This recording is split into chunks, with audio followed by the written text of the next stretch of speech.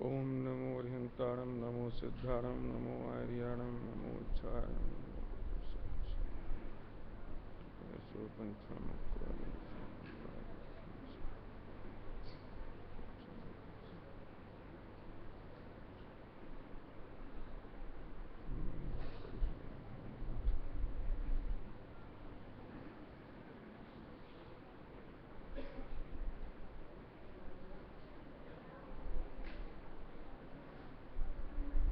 समय सार परमागम और इसका कलश 167 167।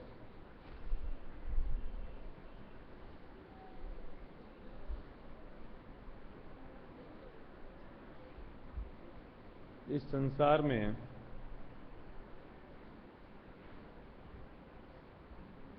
दुख है ही नहीं।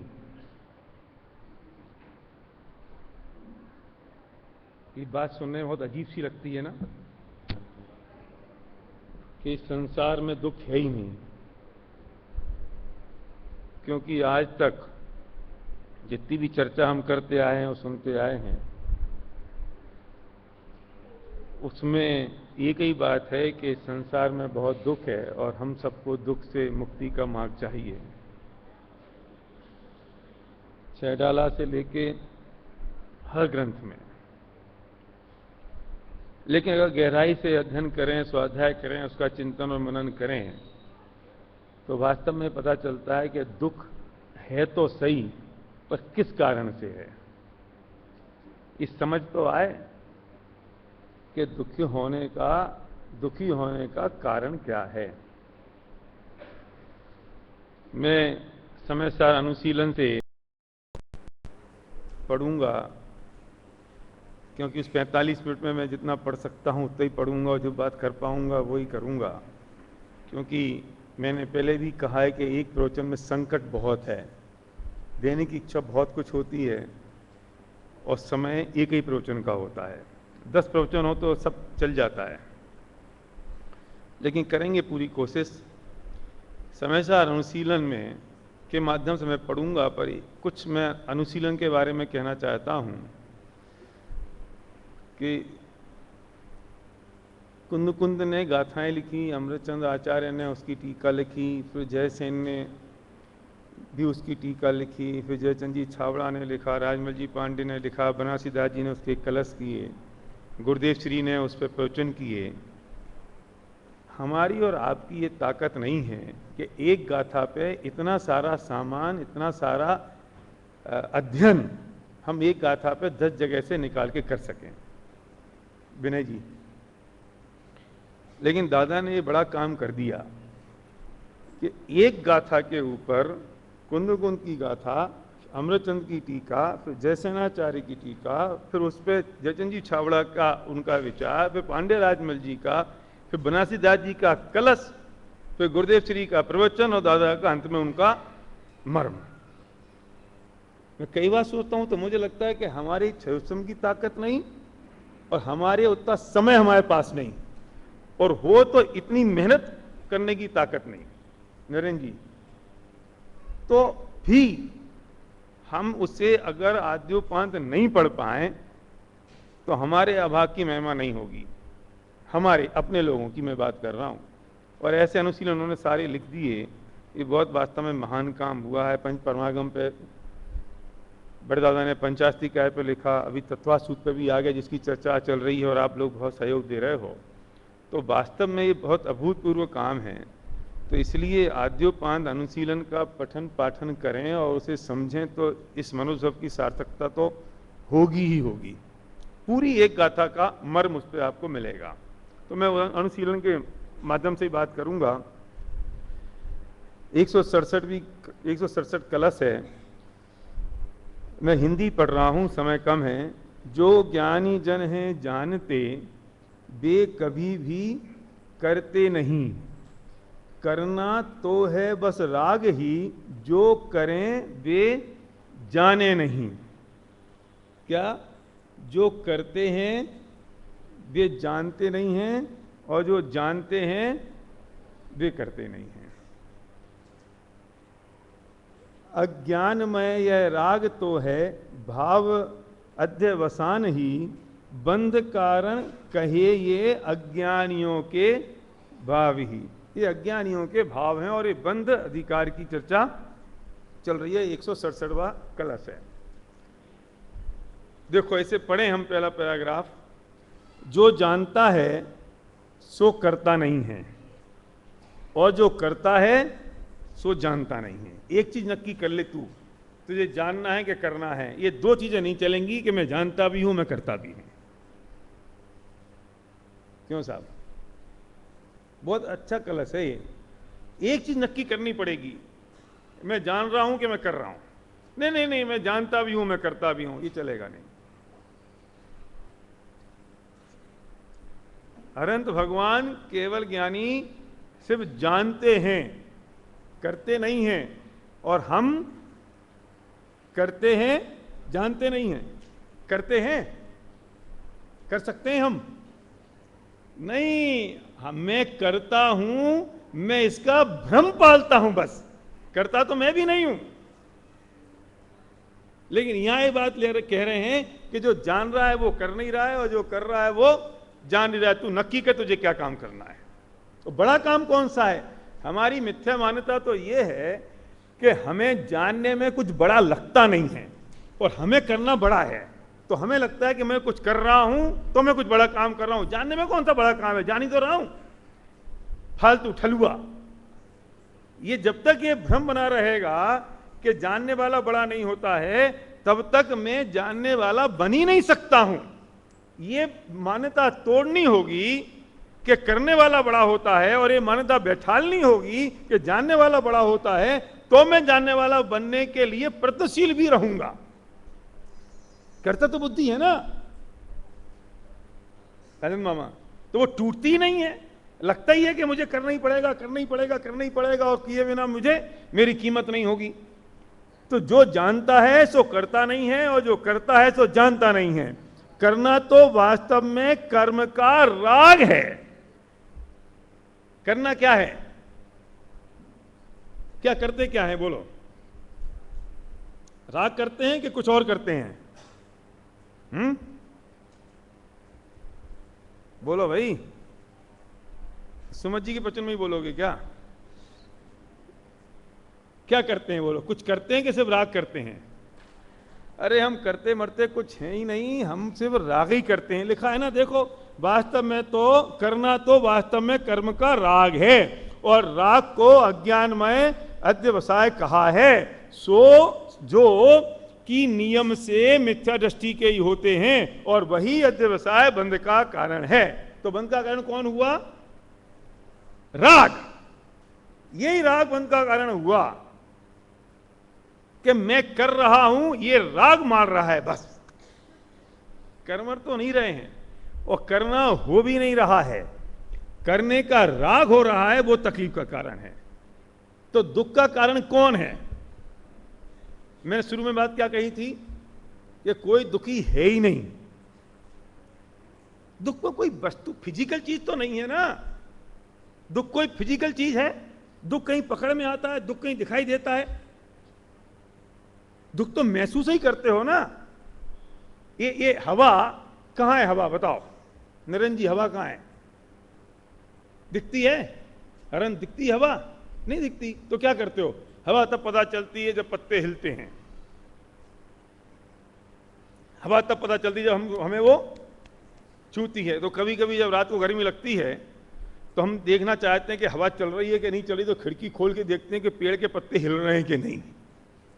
तो पेड़ के पत्ते हिलते हैं, हाँ थोड़ी थोड़ी चल रही है, नहीं तो चलती नहीं। कैसे पता करोगे? मैं पूछता हूं, ये दुख है, ये है कहां? सत्ता क्या है उसकी? सिर्फ महसूस करने के अलावा और कहां है वो? और महसूस करने का कारण क्या है? राग है। और वो किसके बस में है? मेरे बस में है। उसे विजय किसे प्राप्त करनी है? मुझे करनी है। तोड़ना किसको है? मुझे तोड़ना है। किसका राग है? जड़ है वो, चेतन नहीं है। तो मुश्किल काम है इस चेतन को, जड़ को तोड़ना मुश्किल है। देखो मुश्किल तो कैसा बना रखा है कि मैं हूं चेतन और ये राग है जड़, और मुझे लगता है वो हवा।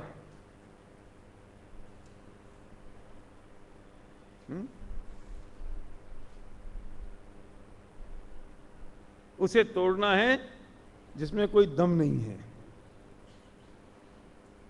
ये बात तो ऐसी है कि सूमू पहलवान को, सूमू पहलवान जानते हो? सूमू, सोमू, सूमू, वो कोई 200-250 किलो से कम नहीं होते। एक एक सूमू पहलवान होता 200-250 किलो का, और उससे कहो कि तू पापड़ तोड़ दे, हैं? कैसे तोड़ेगा बताओ? और उसे ये महसूस हो जाए कि ये पापड़ टूटना मुश्किल है, सिर्फ ये महसूस हो, तो क्या वो सूमू पहलवान पापड़ तोड़ सकता है? मेरी बात समझ में आई? तो थोड़ा सा गर्दन मर्दन हिलाओ तो पता चले कि तुम रिस्पॉन्स आ रहा है ना? नहीं तो 45 मिनट तो वैसे ही पूरे हो ही जाने हैं। तुम कुछ हिलो चाहे मत हिलो, मैं कुछ बोलूं चाहे नहीं बोलूं। सुमू पहलवान को ये मान्यता बैठ जाए कि पापड़ को तोड़ना मुश्किल है, तो मेरा प्रश्न ये है कि सुमू पहलवान पापड़ तोड़ सकता है क्या? क्यों? टूटना उस ताकत से नहीं है, टूटना उस मान्यता से है। उसे लगता है टूट सकता है तो ये टूट सकता है, उसे लगता है नहीं टूट सकता तो ये नहीं टूट सकता है। तुझे लगता है कि ये राग छोड़ा जा सकता है तो राग टूट सकता है, तुझे लगता है कि राग नहीं छोड़ा जा सकता है तो राग नहीं छूट सकता है। इसमें कोई रॉकेट साइंस नहीं है।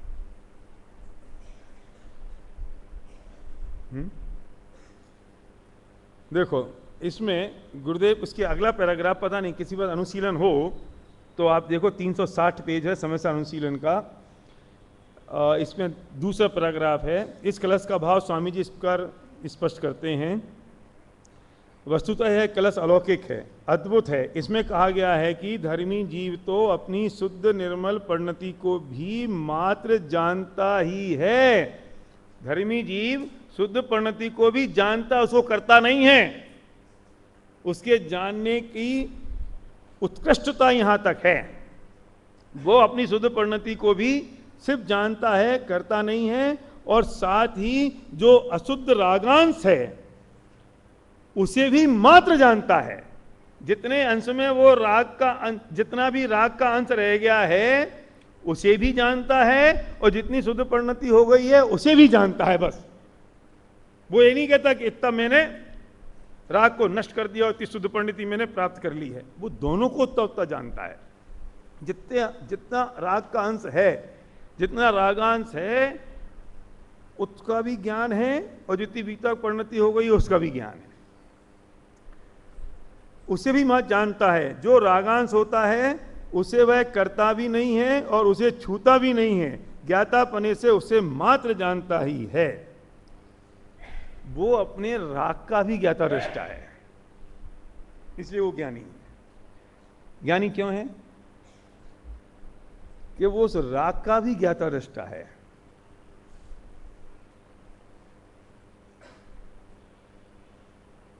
और मैं अज्ञानी क्यों हूं? क्योंकि मैं उस राग का भी करता हूं,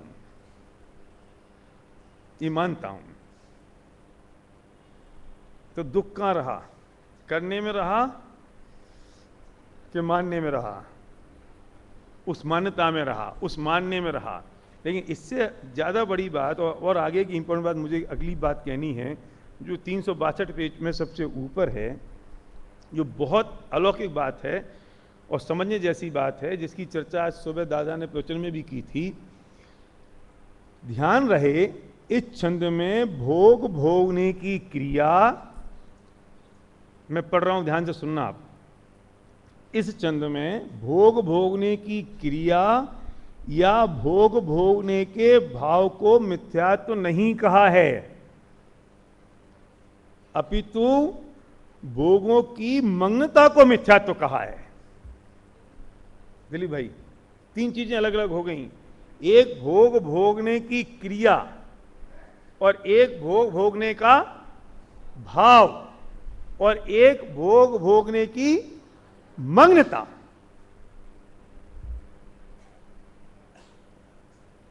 एक ही क्रिया में तीन चीजें हैं।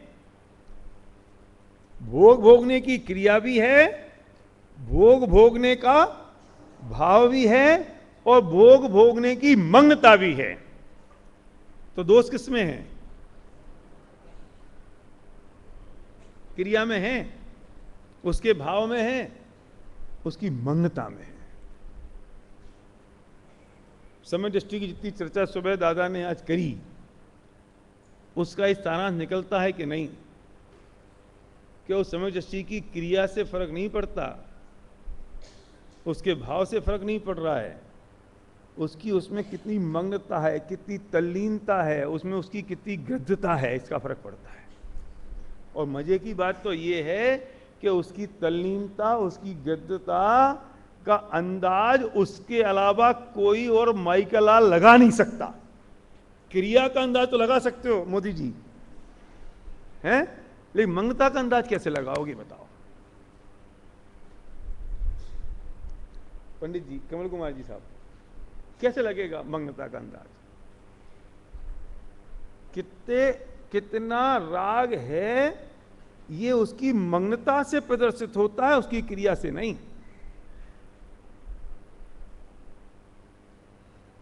उसकी तल्लीनता से, उसकी उस गद्यता से। देखो, क्योंकि भोग ने रूप क्रिया तो जड़ की क्रिया है, लिखा है इसमें क्या? क्योंकि भोगने रूप क्रिया तो जड़ की क्रिया है, और भोगने का भाव रूप राग चारित्र गुण की विकृति है। भोगने की क्रिया जड़ की क्रिया है, भोगने का भाव चारित्र गुण की विकृति है, उसका विकार है।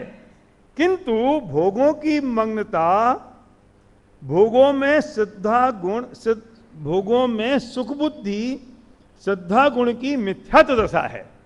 जो भोगों की मग्नता है वो श्रद्धा का दोष है। भोगों की क्रिया चारित्र का दोष है, और भोगों का भाव चारित्र का दोष है, और भोगों की क्रिया जड़ की क्रिया है। तो दोष चारित्र का बड़ा कि श्रद्धा का बड़ा है? कि तीन बातें हुई ना, कौन सी? एक भोग भोगने की क्रिया, दूसरा भोग भोगने का भाव, और तीसरा भोग भोगने की मग्नता। तो क्रिया तो जड़ है, भोग भोगने का भाव चारित्रिक गुण की विकारी पर्याय है, और भोग भोगने की मग्नता ये श्रद्धा गुण की विकारी पर्याय है। क्या अनुभव?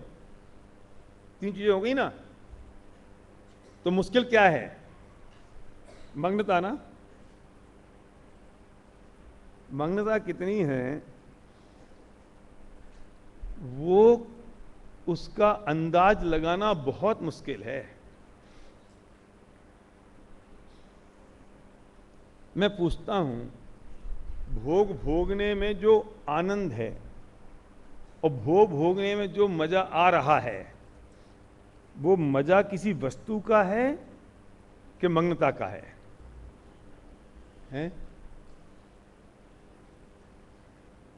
मग्नता का है ना।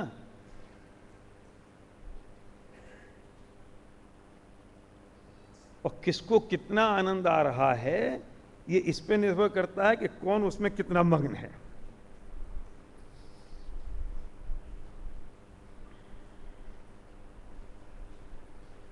क्यों साहब? सोचो जरा, अब सब अपने अपने ऊपर घटाओ। धर्म तो व्यवहारिक जीवन में लाने की चीज है। मुझे दुख तब होता है जब लोग, अच्छे अच्छे लोग, 12 मासी के स्वाध्यायी लोग, धर्म को ग्रंथों जिनवाणी की चीज मान के, जावाणी के ज्ञान से खत्म करके उसे यहीं छोड़ के चल देते हैं। वे उसे अपने जीवन में इसे अप्लाई भी करना चाहिए, वो सोचते भी नहीं। अब सब हम 2 मिनट के लिए सोचें कि हमारा सुबह से शाम तक का जो जीवन है उसमें कौन से भोगों में कितनी मग्नता हमारी होती है, या वे सहज होते हैं। तो सम्यक दर्शन तो नहीं है तो उतने सहज तो नहीं होंगे, लेकिन उसकी तीव्रता मंदता तो होगी कि नहीं साहब? क्यों चाचा जी? उसकी मंदता और तीव्रता तो होगी ना भोग के भोगने की। उसमें मंगता की तीव्रता और उसकी तीव्रता होगी कि नहीं? जो भी हम कर रहे हैं उसमें आनंद वस्तु का नहीं है, उसमें पूरा का पूरा आनंद उस राग का है। वस्तु में आनंद कहां है? वस्तु में आनंद होता तो सभी को होता ना। रसगुल्ला में रसगुल्ला खाओ, है ना, तो उस रसगुल्ले में जो आनंद आ रहा है वो पनीर का आ रहा है, उसकी चाशनी का आ रहा है, उसकी इलायची का आ रहा है, या उसके राग का आ रहा है? राग का आ रहा है, पक्की बात है। अगर उस रसगुल्ले में आनंद होता तो दुनिया के हर प्राणी को उसी रसगुल्ले में उतना ही आनंद आता, लेकिन एक को नफरत होती है, वो देख नहीं सकता, और एक को बहुत आनंद आता है। आपको पता है ऐसे भी लोग इस दुनिया में हैं जिनको पेट्रोल की बदबू इत्र से बढ़िया लगती है। ऐसे लोग हैं।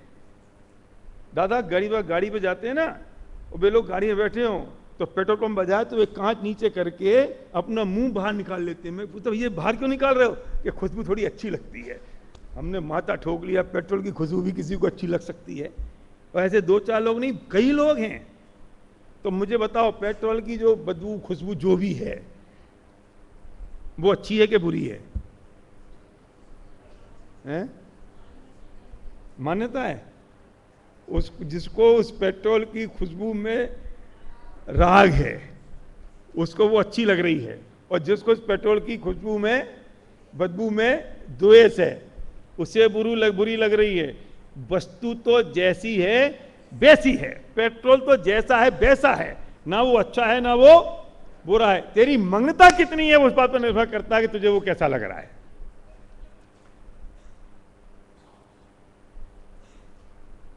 बालचंदानी जी, तुम्हें अपने बेटे से बहुत प्रेम है, उस बेटे में किस चीज से प्रेम है बताओ? सिंपल सा क्वेश्चन है। बेटे से प्रेम है ना अपने को, वो बेटे में ऐसी कौन सी चीज से प्रेम है? शकल से, कपड़े से, उसके बाल से, उसकी बुद्धि से? कौन सी चीज से प्रेम है बताओ? हैं? सोचो सी जरा।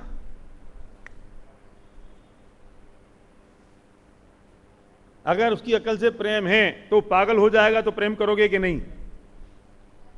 करोगे ना। तो अकल से तो नहीं है? नहीं, वो उसका भोलापन जो छोटा सा है ना, इसलिए बहुत प्यारा लगता है। तो वो 60 साल का डोकरा हो जाएगा तो प्यार करोगे कि नहीं?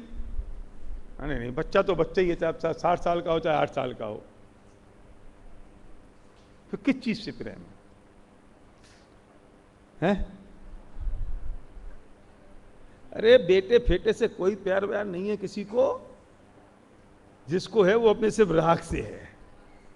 और जो परेशान है वो बेटे के कारण परेशान नहीं है कोई, वो राग के कारण परेशान है। वो परेशानी का कारण बेटा नहीं है। अगर बेटा नालायक निकल गया और मैं दुखी हो रहा हूं तो बेटा नालायक निकल गया इसलिए दुखी नहीं हूं, बेटे के प्रति राग है इसलिए दुखी हूं, क्योंकि पड़ोसी का बेटा भी तो नालायक है। तो नालायकों से ही अगर दुख हो रहा होता तो सबसे ही होता। ये जो राग है ना, वो जो मग्नता है, उसकी जो लीनता है, उसकी जो तल्लीनता है, वो उसकी जो तीव्रता है, वो दुख का कारण है। वो मिथ्यात्व है, उससे सब चीजें चल रही हैं। कैसे करें? अब इसे करना तो पड़ेगा। समझ में तो सबको आ रहा है, नहीं बिल्कुल पता है, सबको मालूम है कि क्या होता है, कैसे होता है, सब जानते हैं। इसे मैं ऐसे भी कह सकता हूं कि क्रिया की हम बात कर रहे हैं। बिल्ली के मुंह में अपना बच्चा है और बिल्ली के मुंह में चूहे का बच्चा है। क्रिया में फर्क है? नहीं है देखने में, लेकिन उसके भाव में फर्क है कि नहीं है? उल्टा है, एकदम उल्टा है। एक के लिए तो खाने का भाव है और एक को पालने का भाव है, और क्रिया देखने में एक सी लग रही है। कैसे क्रिया से अंदाज लगाओगे? कैसे किसकी क्रिया से पता कर पाओगे कि कौन कैसा है?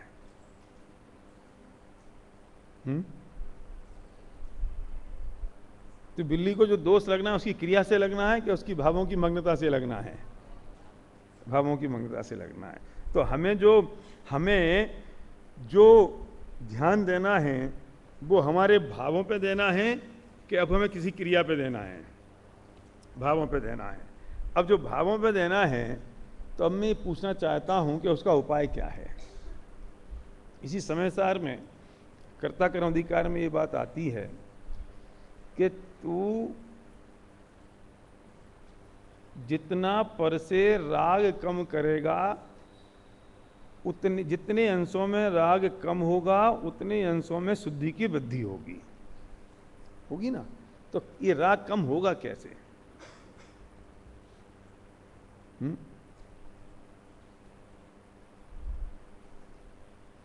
कि मैं जैसा हूं मैं उसका चिंतन करूं, या मैं जैसा बनना चाहता हूं मैं उसका चिंतन करूं। मैं बहुत गंभीर बात को बहुत दूसरे डायरेक्शन में ले जाने की बात कह रहा हूं। ये जिनागम ऐसा जिनागम है कि आदि काल पहले सर्वज्ञ भगवान के मुख से बात निकली कि मैं द्रव स्वभाव से शुद्ध हूं, बुद्ध हूं, निरंजन हूं, और पर्याय से मैं अशुद्ध हूं। तो तू चिंतन किसका कर? इस वर्तमान पर्याय का चिंतन कर या अपने उस द्रव स्वभाव का चिंतन कर?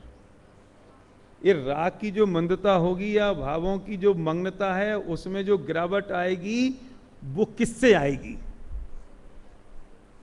मैं एक तरफ दूसरे तरफ का नहीं कर सकता हूं, कर सकता है, ऐसा अभी हो नहीं रहा है, लेकिन ऐसा सत्य स्वरूप ऐसा ही है।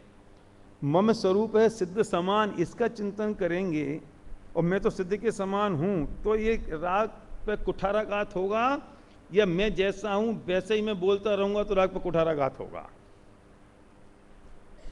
इसे ऐसे कहें अब द्रव पर्याय से हटा के कि मैं वर्तमान पर्याय में जैसा हूं उसका चिंतन करूं तो मुझे सम्यक दर्शन होगा, या मैं शुद्ध स्वभावी मेरा जो आत्मा है मैं उसका चिंतन करूं तो होगा। वो अभी सिद्ध स्वभावी शुद्ध बुद्ध निरंजन आत्मा मेरे पास वर्तमान में नहीं है। जब स्वरूप से है पर पर्याय में तो नहीं है ना। क्यों? तो चिंतन किसका करना पड़ेगा? उसका। कब करना पड़ेगा? अभी। कब? जब मैं अज्ञानी हूं तब इसका चिंतन करके मैं शुद्ध हूं। जब मैं संसार में रुल रहा हूं तब ये चिंतन कर कि मैं तो सिद्ध के समान हूं। ये सिद्ध के समान हो जाएगा तब सिद्ध का चिंतन करेगा तो कोई काम का ही नहीं है। ये चिंतन तो अभी करना पड़ेगा मैं वैसा हूं। इसे हम कह सकते हैं कि तू द्रव स्वभाव से तू जैसा है वैसा तू चिंतन कर, तू अपने आप का, पर पर्याय की पामरता को भूल जा। अब मैं कहना चाहता हूं कि इतनी कठिन बात को और इतनी विशेष बात को इस साइंस ने किस लैंग्वेज में कहना शुरू कर दिया। अब सुमत भाई साहब ये क्या कहते हैं कि speak what you want, don't speak what you have. हमेशा वो बोलो जो आप चाहते हो, वो मत बोलो जैसे आप हो।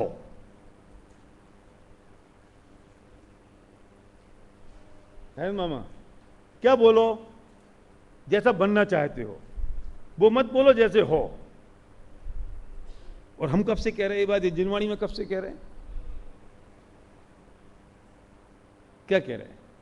मैं ज्ञानानंद स्वभावी हूं, मैं हूं अपने में स्वयं पूर्ण।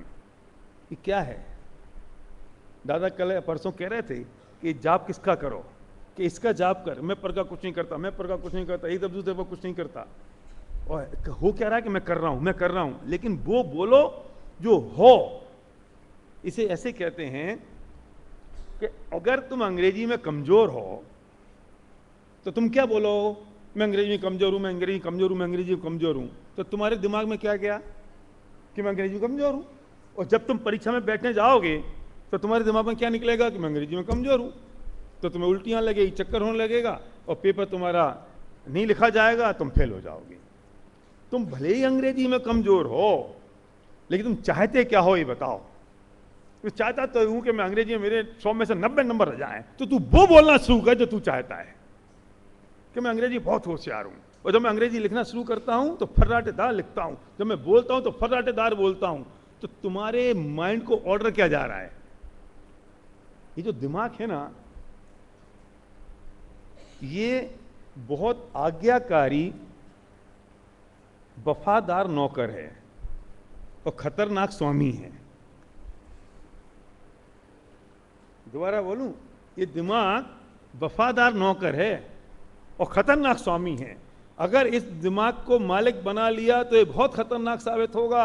ये जैसे चलाएगा वैसे तुम्हें चलना पड़ेगा, और इसे नौकर बना के रखोगे तो तुम इसे जैसे चलाओगे वैसे ही चलेगा। दुख कहां है? विचार में है ना, विकल्प में है ना। तो विचार और विकल्प कहां है? इस सोच का ही तो परिणाम है। तो ठीक कैसे करना है? पर पदार्थ को ठीक करना है, सोच को ठीक करना है, इस चिंतन को ठीक करना है या वस्तु को ठीक करना है? तो चिंतन क्या होगा? इस ब्रेन से होगा ना। तो अभी आज की तारीख में क्या हो रहा है? ये दिमाग हमें चला रहा है कि हम दिमाग को चला रहे हैं? सोचो जरा।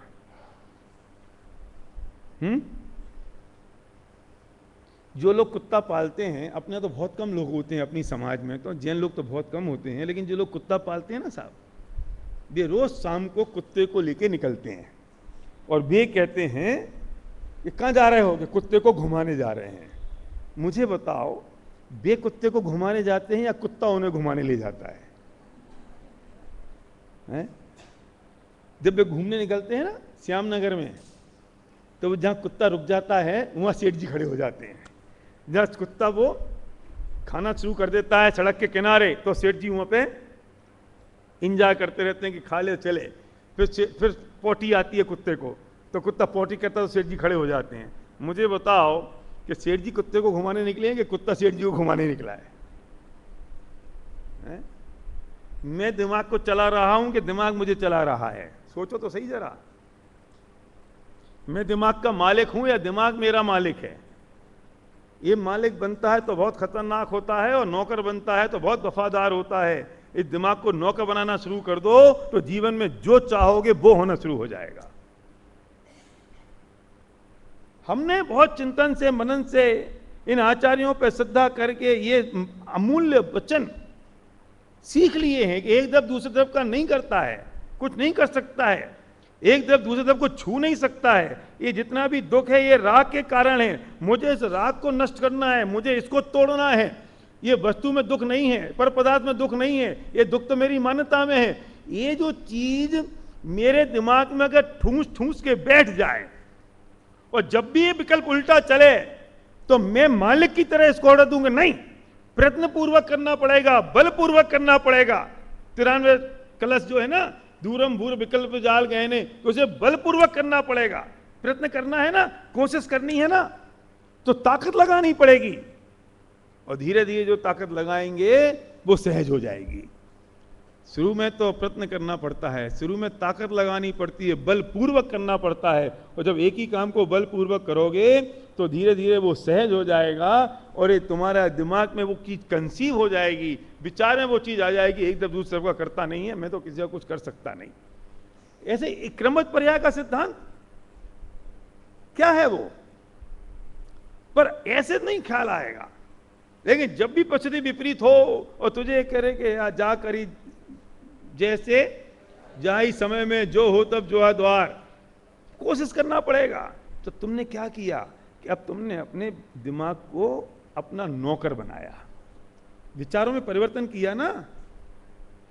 पर एक बात ध्यान रखना कि उस वक्त ऐसा नहीं, अरे नहीं भैया ये तो निश्चय की बातें हैं और ये तो मंदिर की बातें हैं, सत्यानाश हो जाएगा, खत्म हो गया। ये बहुत बड़ी संकट है। उनकी तो बात ही नहीं है कि जिन्हें तत्वज्ञान नहीं मिला, बात उनकी है जिन्हें मिल गया वे भी उसे मंदिर का समझ के छोड़ दें और जीवन में अप्लाई नहीं करें तो समझना मिला और नहीं मिला बराबर सारा। जीवन के हर पल में, हर मोड़ पे वो याद आना चाहिए तो ये ठीक कहाँ करना है? इसको विचारों में करना है, चिंतन मनन में करना है, कि वस्तु में करना है? विचार में करना है ना। तो इस विचार करने के लिए मस्तिष्क को अपना नौकर बनाना पड़ेगा ना। तो क्या बोलना पड़ेगा कि जैसे हैं वैसा बोलें, या जैसा बनना चाहते हैं वैसा बोलें? ये तो बच्चे की साइकोलॉजी, ये जो साइकोलॉजिस्ट है ना, वे ही आजकल कहते हैं कि बच्चों से बोलना बंद कर दो कि तू गधा है। बच्चों से मत बोलो कि तू कमजोर है। तुमने बच्चों से बोला कि तू कमजोर है तो वो कमजोर हो जाएगा। तुम क्या चाहते हो वो बोलो, जैसे हो वैसे बोलना बंद कर दो। तो ये जो चीज जीवन में काम आती है, वो चीज तो पारलौकिक जीवन में भी वही काम आती है। मैं शुद्ध हूं, मैं बुद्ध हूं, मैं निरंजन हूं, जिसकी एक समय की पर्याय का नाम सम्यक दर्शन है, जिसके एक अंतर्मुहूर्त की लीनता का नाम केवल ज्ञान है, मैं वो हूं। अरे यार, पर्याय में तो तू बड़ा पामर है कि छोड़ना, मैं जो हूं उसकी चर्चा नहीं कर रहा हूं, मैं जो बनना चाहता हूं मैं उसकी चर्चा कर रहा हूं। तो speak what you have, don't speak what you have, speak what you want. मुझे वो बोलना है जो मैं चाहता हूं, उसका घोटन करना है, उसको रटना है, उसको जपना है, उसकी चर्चा करनी है, उसकी वार्ता करनी है। तो क्या होगा कि ब्रेन को ऑर्डर जाएगा कि नहीं? जब ब्रेन को ऑर्डर जाएगा तो जो मैं चाहता हूं वो ब्रेन को ऑर्डर जाए, या जो ब्रेन चाहता है वो मुझसे करवाए।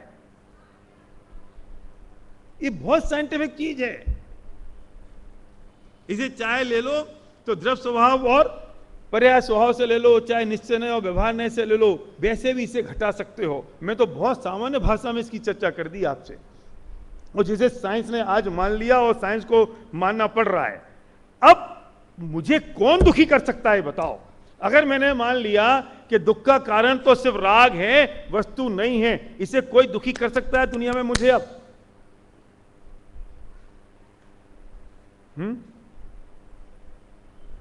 मैं पूछता हूं, जिस आदमी को सजा में आनंद आ रहा हो, उसे कोई आदमी दुखी कर सकता है? क्या कहा मैंने? जिसे सजा में आनंद आ रहा हो, सुरेश जी, उसे कौन दुखी करेगा? उसे सजा दो और वो आनंद ले रहा है, उसे दुखी कर सकता है? चलो, मुनिराजों को कोई दुखी कर सकता है? छठे सातवें गुणस्थान में झूलते हुए मुनिराजों को उपसर्ग हो तो कोई दुखी कर सकता है? क्यों नहीं कर सकता? कि दुख का कारण उपसर्ग करता नहीं है, दुख का कारण मुझे आज कोई सजा देने वाला नहीं है। मेरे दुख का कारण तो वो मेरा राग है, और राग की मग्नता है, वो भावों की मग्नता है, विकारों के प्रति, भोगों के प्रति जो मग्नता है, वो मेरे दुख का कारण है। और मैंने अगर उस पर विजय प्राप्त कर ली तो दुनिया की ताकत नहीं कोई मुझे दुखी कर सके।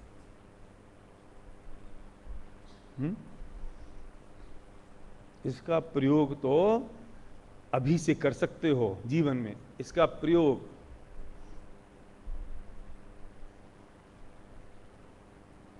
अभी यहां से घर जाएंगे ना, जो लोग बाहर से आए हैं, वे रामबाग चौराहे की रेड लाइट पे खड़े होंगे, लाल बत्ती पे, और आगे रेड लाइट हो जाएगी ग्रीन, और आगे वाला चलेगा नहीं। फिर कैसा गुस्सा आएगा? वो गुस्सा किसके कारण है बताओ, और किसके ऊपर है बताओ? उसकी शक्ल नहीं दिख रही कि उस पर कोई आदमी है कि बंदर है, ये पता नहीं चल रहा है कि उसकी गाड़ी खराब है कि नहीं है। दुख किसका है? कौन दुखी कर रहा है बताओ? दूसरा दुखी कर रहा है, उसे पता भी नहीं है। तुझे तो सिर्फ कार दिख रही है सामने, उसे दूर करने का उपाय क्या है? कार, सामने वाली कार चले जाए, ये तेरे दुखी होने के दुख दूर करने का उपाय है, या ये सोच लेना कि वो अपनी समय से चलेगी और मैं अपने समय से चलूंगा, ये दुख दूर करने का उपाय है? दुर्भाग्य ये है, जो दुख दूर करने का सच्चा उपाय है उस उपाय को करते नहीं है और जो दुख दूर करने का गलत उपाय है उस पर अनादिकाल से कोशिश कर रहे हैं और कुठाराघात कर रहे हैं, और वो काम नहीं हो रहा है। वास्तव में इस दिमाग पे, इस सोच में, इस विचार में, इस चिंतन पे काम करने की जरूरत है। सुबह से शाम तक देखो, ठंड कब लगती है आपको बताओ? ठंड कब लगती है? जब ठंड होती है तब ठंड लगती है शांति जी, या जब अगले दिन सुबह अखबार में पढ़ते हैं कि कल 3 डिग्री टेम्परेचर था तब सर्दी लगती है? अगले दिन अखबार में पढ़ते हैं कल 3 डिग्री सर्दी, अरे यार बहुत सर्दी हो गई, जरा गर्म गर्म कपड़े निकालो, 3 डिग्री हो गया, कल नहीं लग रही थी। क्योंकि सर्दी का संबंध शरीर की ठंडकता से नहीं है, दिमाग से है। कश्मीर जाओगे ना तो चढ़ते ही लगना शुरू हो जाएगी, भले ही टेम्परेचर 30 डिग्री हो, क्योंकि दिमाग को ऑर्डर है ना। तो ठीक कैसे करना है? ठंड को ठीक करना है कि दिमाग को ठीक करना है? ठंड खराब है कि दिमाग खराब है? खराब है दिमाग, और ठीक करते हैं दूसरों को। बोलो। इस चिंतन की गहराइयां और इस चिंतन को इतना ठोस गति से टंकोत्कीर्ण कर देने की जरूरत है, और भोगों की मग्नता को कम करने की जरूरत है। इस भूमिका में आज अभी मैं तो नहीं कह सकता हूं कि एकदम से हम भोगों की मग्नता खत्म कर देंगे, लेकिन उसकी तीव्रता तो कम कर सकते हैं। देखो, समय तो, ये समय भी पूरा हो गया है और जिंदगी का समय भी पूरा होने जा रहा है। हम बहुत बार, मैं व्यक्तिगत रूप से बात करूं तो मैं बहुत बार ये सोचता हूं कि जो चीज़ हमें मिली है ये जीवन में किसी और को तो नहीं मिल सकती। छोटे दादा बड़े दादा का संयोग मिला, इस्मारा का संयोग मिला, ऐसे बच्चे मिले, ये सब आप जैसे अच्छे लोग मिले। लेकिन मैं एक प्रश्न पूछता हूं कि मैं ये सोच सोच के खुश होता रहा हूं तो ये कितने दिनों का है? मेरे दादा से एक दिन कहा था, छोटे दादा से भी चर्चा की थी कि सबके 100 साल तो पूरे होने ही है ना। बात तो खतरनाक है, बुरी भी लगती है, लेकिन होने तो पूरे हैं ही ना। तो ये संयोग भी कितने दिन के हैं साहब? उसके बाद फिर कहाँ मिलोगे? रमेश जी बोलो, कहाँ मिलोगे? ये बोलना मत कि सिद्ध सलाह में मिलेंगे, ये गप्पे हैं। और ये सोच के हम संतुष्ट हो जाते हैं, हाँ सिद्ध सलाह में मिलेंगे ना, वो ठीक है मिलोगे। इसके बाद कहाँ मिलोगे? कितने दिन के हैं? मैं एक बहुत मार्मिक बात सुनाता हूँ, निपट जाएगा टाइम पे। मेरे जीवन की घटना है, इसे मैं आपको कहता हूँ। मुझे थोड़ी ये स्किन की तकलीफ हो गई थी, इसलिए दाढ़ी माड़ी भी बनी है। बहुत सारे लोग पूछते हैं पता नहीं मैं कुछ स्टाइल मार रहा हूँ। हाँ स्टाइल तो हो गई है, लेकिन है तकलीफ, तो इसलिए नहीं बनाई है। तो मैं इसके लिए जॉर्डन गया था, मैं और संध्या। जॉर्डन है इजराइल के पास। शांति जी 21 दिन के लिए गया था, आपको पता है। मैं 21 दिन के लिए जॉर्डन गया और वहां मुझे सूरज की रोशनी लेनी थी। मैं गया 10 तारीख को और मेरे लौटने का टिकट था 31 तारीख का। ठीक है, मेरे पास कितने दिन थे? 21 दिन। मेरा एटीट्यूड देखना क्या हुआ। मैं जैसे ही 10 घंटे का सफर करके होटल के में पहुंचा, कमरे में नहीं, होटल की लॉबी में भाई साहब, और संध्या से कहा कि तुम जाओ कमरे की व्यवस्था करो और मैं चला धूप लेने। संध्या बोली कि अभी 3 बज गए ना। मैंने कहा कोई बात नहीं, 3 घंटे तो है ना। क्योंकि मुझे पता था कि मेरे लौटने का टिकट 31 तारीख का है, और मुझे अगर रोज के 9 घंटे धूप मिलेगी तो 21 दिन इंटू 9 कितने घंटे हुए साहब? 210 मान लो, 200 मान लो। मेरे पास 200 घंटे बचे हैं ना। अगर मैं आज नहीं गया तो 3 घंटे कम हो जाएंगे। और मैं सूरज की पहली किरण निकलती थी और मैं वहां पहुंचता था और तब तक रहता था जब तक सूरज की अंतिम किरण होती थी। और रोज दिन गिनता था कि आज एक दिन कम हो गया और मुझे 31 को जाना है। मैंने भरपूर उपयोग किया। जिस दिन होटल में घुसा उसी दिन लौटा जिस दिन वापस जाना था। होटल के दरवाजे से बाहर नहीं आया। लोगों ने कहा घूमने चले जाओ, मैंने कहा नहीं। क्यों? क्योंकि मेरे 21 दिन ही तो बचे हैं। लोगों ने कहा कि थोड़ा सा अच्छी जगह है, बहुत सारी जगह है घूमने की, शॉपिंग कराओ। मैंने कहा नहीं, मेरे पास 21 दिन ही बचे हैं। तो मैं पूछता हूं कि मेरा जो जीवन का गोल था उसके प्रति मेरी सेंस ऑफ अर्जेंसी कितनी जबरदस्त थी, क्योंकि मेरे पास सिर्फ 21 दिन है और लौटने का टिकट मेरे हाथ में है। मैंने एक एक पल का उपयोग किया। अब मैं पूछता हूं कि मनुष्य भव के लौटने का टिकट भी है कि नहीं है। मैं आपसे नहीं पूछ रहा हूं, मैं अपने आप से ही पूछता हूं। आपसे तो पूछूं तो नाराज भी हो सकते हो आप। पर दुर्भाग्य यह है कि उसकी तारीख नक्की थी और यहां की तारीख नक्की नहीं है। यह भी हो सकता है कि टिकट कल कट जाए और यह भी हो सकता है कि टिकट 21 साल बाद कटे। और ये जो तारीख नक्की नहीं है, यही परेशानी का कारण है कि मैं समझता हूं कि मैं तो अजर अमर हूं। वहां मुझे पता था कि मैं लौट रहा हूं ना 21-31 को। अब घंटे मेरे पास सिर्फ 100 बचे हैं, अब 98 बचे हैं, अब 90 बचे हैं। लेकिन इस मनुष्य भव के कितने घंटे बचे हैं मुझे पता ही नहीं है।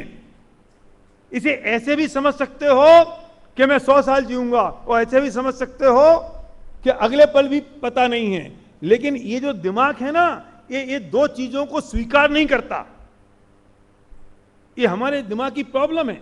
ये दो चीजों को स्वीकार नहीं करता। इसे झूठ लगता है कि मैं कल मर जाऊंगा या 75 साल में मरूंगा। ये भावभाषण नहीं होता दिमाग को। मुझे तो हो रहा है, मैं तर्क से भी मान रहा हूं, युक्ति से मान रहा हूं, लेकिन दिमाग को ऑर्डर नहीं होता, तो सेंस ऑफ अर्जेंसी क्रिएट नहीं होती। लेकिन मैं मानता हूं मैं 75 साल में मरने वाला हूं, उसके बाद जीऊंगा तो कुछ काम का नहीं रहूंगा। भरोसा कल का भी नहीं है, लेकिन मान लो ना, तो अब कितने साल बचे? वहां 21 दिन थे तो अब 21 साल बचे समझ लो। और आपके कितने बचे? 10-12। हाथ मत हिलाओ। ये हाथ हिलाओगे तो फिर ये दिमाग समझेगा नहीं। तुम समझ लो कि 75 साल तक जियोगे। अब कितने बचे? बे घंटे तो गिनो कि 75 साल में इस तारीख को मेरा टिकट इस मनुष्य पर्याय से कटने वाला है। अब क्या बचा? और फिर दोबारा लौट के आने की कंडीशन नहीं है, क्योंकि इतने पैसे खर्च होंगे। अब क्या करें? तो दोबारा मनुष्य पर्याय मिलेगी नहीं, ये पक्का है। तो अब क्या करें? तो 2 घंटे जो बर्बाद हो रहे हैं ना, वे 2 घंटे हमसे बर्बाद होंगे हमारे, या 2 घंटे बर्बाद होंगे तो हमारे वो घंटे हमें दिखाई देंगे कि अब कितने दिन बचे। तो तत्व ज्ञान की सेंस ऑफ अर्जेंसी क्रिएट हो जाएगी हमारे जीवन में।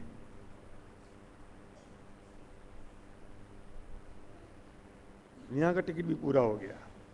45 मिनट थे ना, तो मुझे भी पड़ रही थी। मैं क्या कह रहा था, 45 मिनट बचे हैं। शुरू में मैंने कहा था कि सब कुछ दे देना चाहता हूं, लेकिन खत्म तो करना ही पड़ेगा ना। तो जीवन में जब तक एंड नहीं दिखाई देगा, तो जीवन में वो सेंस ऑफ अर्जेंसी क्रिएट नहीं होगी, और ये मनुष्य भव की जो उपयोगिता है वो हमें समझ में नहीं आएगी। और हमें नहीं लगेगा कि ये मनुष्य भव जो हमें मिला है इसमें सब वो कर लेना चाहिए जो हमें करना है। और जो हमारे भोगों की मग्नता है उसकी तीव्रता बढ़ेगी, भोगों की मंगता की मंदता नहीं होगी। तो हम भोगों की मंगता की मंदता करें और जीवन में इन सबको अप्लाई करें और जीवन में उनका उपयोग करें।